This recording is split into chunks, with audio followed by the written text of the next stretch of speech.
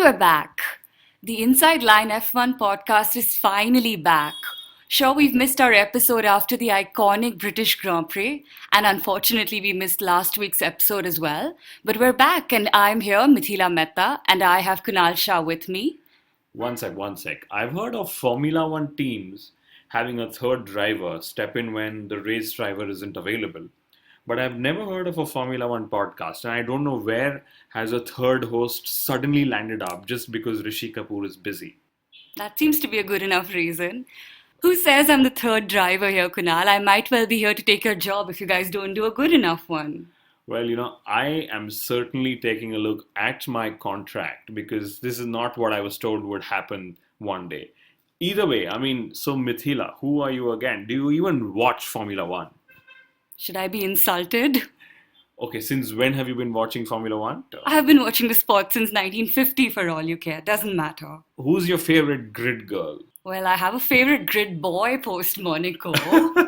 Okay, do you even have a favorite driver? Do you know the driver names of all the drivers on the grid? Of course I do. Can you recognize Roberto Merri if you were to step out of a manor? That I grant I may not be able to do. But Okay, that's somewhat like me as well. Do you know who Will Stevens is? Of course I do. Okay, anyway, jokes aside, we love having female fans. I'm delighted to have you by my side, standing in for Rishi Kapoor.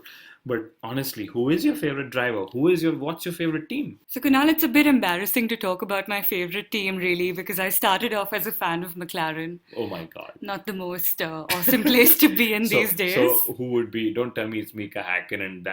That's the clause in my contract to get you off the podcast. Who is your favorite driver? Come on. Well, it's another Finn, of course, Kimi Räikkönen. And he's kept us well entertained with his radio messages, if not his antics off track. But Kunal, I must ask you, where is Rishi Kapoor? I actually heard that he's advising Ferrari on who to hire instead of Raikkonen next season. You mean the driver they call the Iceman because he's a frozen talent, and this is somebody who joked on Grand Prix 24/7 and a reader called Maxstar. Thank you very much. That's amazing humor. We love it when it comes from our fans. But no, frankly, coming back to where Rishi Kapoor is, I can confirm that he's not at McLaren. He says it's pretty pointless to be with them. I agree. Anyway, the reality is he's been busy with work and he's been unable to make time to, join me on the podcast. And this is when he was very, very eager that we still go ahead and do an episode. He was very willing to let his seat be taken up by a third host, so to say. And of course, like always, this show has his inputs as well. And at the same time, a big thank you to our partner websites. There's been NDTV, Last Word on Sports, the News Hub, talking about Formula One, Motor Octane, and everyone else who probably I've missed mentioning. Thank you for being patient. We've missed out literally 10 days of our episodes, which is 2 episodes, like you said. And we're trying our best to never miss an episode. And this is somewhere us increasing our bench strength. Wow, that's a lot of partner websites. But moving on, we have a lot to discuss. We've had a 3-week gap. The Hungarian Grand Prix is still a week away, Kunal. Yes, and it's been a 3-week gap. The best news, although within these 3 weeks that we're going to get, is that the 2016 race calendar is going to be 21 Grand Prix, the longest ever. The season, of course, starts a little late, like you pointed out, when we were making notes. It starts in April, so the off-season wait gets a little longer. I guess this is Mercedes' way of probably letting their rival teams have a bit more time to develop their cars. Okay, but I'm glad we have 21 races. Yes, of course, and I'm sure Hamilton fans will be the happiest because that's one more race for him to win at. Or wait, wine at, you mean? Ouch. And of course, all this talk of him becoming the next Michael Schumacher in terms of record wins. Wait, who? No, we've got to move on. I'm not going to discuss this point. But the other good news is that F1 is out to teach geography to people. They've included a Grand Prix called the Azerbaijan Grand Prix.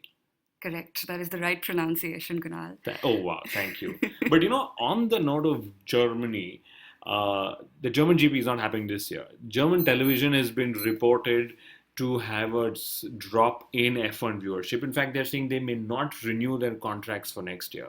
And that's very interesting because during the Michael Schumacher era, which wasn't too many years ago, Germany was probably the number one market in Formula One. And I don't know who knows how did Formula One lose Germany as such a crucial market. And if I was Mercedes, I'd be worried because as a German team who has a German driver, well, there isn't a German Grand Prix, but the television numbers are still dying. Maybe there is no national pride that remains anywhere. And maybe that's why we're off to Azerbaijan. Maybe this whole globalization talk has blurred nationalities. Maybe. But lol moments, lots of lol moments we've missed out on. That means you've really been listening to us because you know that every episode has lol moments. Okay, but this is where I will bring it to our readers' notice and our listeners' notice that the Inside Line F1 podcast page on Facebook, which you probably haven't liked yet, was started by Mithila in January 2015. She's been extremely instrumental in helping us collect notes. So she's one of those people who's been in the studio, in the iPad when we've made notes, not been there on air. So we are very happy, and when I say we, it's Rishi and me, that she's right here, not just talking about it, but also thinking about Formula One with us. Thank you so much, Kunal, for that glowing recommendation. I feel a little more at home now on the podcast. But yes, the listeners should go out there and like our Facebook page. But yes, coming back to our lol moments, it's really funny, but each and every one of them is about McLaren. Maybe the joke is on them this year and probably next. On and off the track, of course. So what's the first point? Bring it on. Let's see what we've got. Right, so Ron Dennis says McLaren is managed well.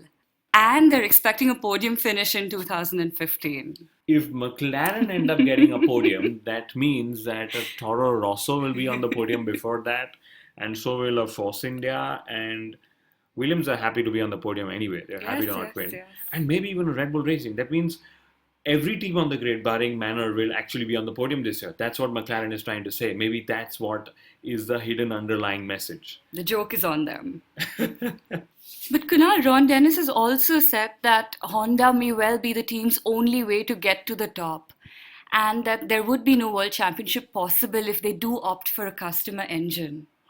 This is a very crucial point. We've discussed this in the past, and this bears well on 2 points. First is, of course, on customer engines and how we've seen Williams struggle to take the fight to Mercedes because ultimately they are a Mercedes-powered team. And the second is the whole talk of bringing customer cars back into Formula One. This just shows that to be in Formula One and to remain competitive, to be able to challenge for wins and Grand Prix wins and championship wins, you absolutely need to be a constructor. You need to have absolute independence on every component you use to go racing. But tell me, Kunal, here's a question everyone's been asking. Should McLaren renew Button for next year? The question to me is, should Button renew with McLaren next year? I don't know how and well they're going to improve. Okay, maybe there's talk that he'll go back to Williams, a team where he made his debut first in 2000. But Kunal, that would then make Williams a team of retired drivers, right? Massa now, or then Button. Well, then they should just call themselves the Expendables, and the Expendables 2, and then maybe the Expendables 3. The crucial discussion here is also if Van Dorn and Magnussen will be excited if they get a call-up from their junior series, And maybe McLaren just need a B team to take care of all the drivers they have under contract. Actually, Kunal, though, if you ask me, McLaren this year is a B team. And maybe they need an A team for Alonso and Button. Well, you're coping up well, I must say. I really should feel threatened about my position on the podcast. Rishi, where are you, my friend? I need you back. Mission accomplished. And talking of junior talent, of course, there has been talk that Max Verstappen has been doing very well. I also believe that Carlos Sainz Jr., without all that PR that Max has done as well, if not bad. And Verstappen has, of course, said two things. One of them is funny to me, at least. First is he said he could match Lewis and Nico in a Mercedes. A little too soon, I guess, and a bit of a lol moment. I don't actually think that's a lol moment, Kunal. You never know. I am not used to being challenged on the podcast usually, especially when it comes to racing talk and money talk and business talk and any talk. Well, that's why I'm here, Kunal. Well, maybe there is a bit of a truth in that. Maybe he could match Lewis and Nico. Ultimately, Formula One has been about being in the fastest car, no doubt about that. Verstappen also said that the crash in Monaco only gave him more confidence. Yeah, I mean, that's a little scary to me. I mean, not the right kind of statement to say if you're waiting for Ferrari to pick you up. Because in our minds at the moment, the only driver who gets confidence from crashing is Pastor Maldonado. Yes, indeed. In fact, a former racer, Fittipaldi, also said that drivers these days are like robots. Yes, I agree. I mean, it's like multi-million dollar multinational corporations, drivers wearing sponsor logos and the right caps and changing caps when they get onto the podium. They do end up not being able to speak their mind. They do end up reading out literally press releases at a good time. I believe they have some good memory to memorize what they are supposed to say Right. at all times. They're always controlled. But guess what? There was one robot who went a little bit out of control and ended up dressing wrong in the Wimbledon final. Any guesses who that could be, Kunal? I don't know how he could manage to do that because I have never received an invite to the Wimbledon Royal box yet, but I think I do know the dress code for that box. On the robot, though, interestingly enough, a survey tells us that 86% of the fans want their drivers to be more open and honest at the press conference. You know what? If the fans want it, then they should have it. That's what a lot of marketing research programs have taught me over the years. Though if Formula One goes the way it has been, maybe writing a regulation is the only way around it. In other news, we have two American teams on the grid. Wow. Yes. Do you think that means more fans, more sponsors, more media, more interest from the Americas for the sport? Absolutely, it's an untapped market, and the Austin Grand Prix has done really well. And I do believe that they need an American driver on the grid too. And I'm a little surprised. Two teams on the grid. I mean, current teams on the grid are somewhat struggling. I hope the teams are doing their due diligence before they decide to get into Formula One because you don't want teams coming and leaving every 2 3 years because they're unable to crack the business model. Either way, I'm available if they need to consult anyone on how to make the business model. We'll let them know. Right, though, talking about the American teams, though, the one team that we do know who's trying to make it onto the grid next year, Haas Racing, they've said that they need two experienced drivers. Well, this means that if they are looking at an American driver who's experienced, nobody qualifies. In which case, I'd say just bring back one Pablo Montoya. Well, the one driver that I'd personally love to see back, but that seems awfully difficult at this point, of course, Jules Bianchi. I wish you wouldn't have brought that up because it's a little dismal the way the story is unfolding, and there isn't a lot of hope, is what his father's been saying. But I'm still full of hope, and I really wish that there is some good news from Jules and Michael's quarters. I mean, both of them fantastic drivers, and it's been a very unfortunate situation we're in. Absolutely, our prayers are with them. And at the end of it, yes, we want your comments, we want your feedback, we even want your likes via facts because that seems a medium of choice for communication in the high tech world of Formula One. I mean, I still can't believe that the F1 strategy group has called for a fax vote for the rules of 2017. Are you serious? Yes, I'm That's serious. amazing. Why do you think I faxed the notes for tonight's discussion?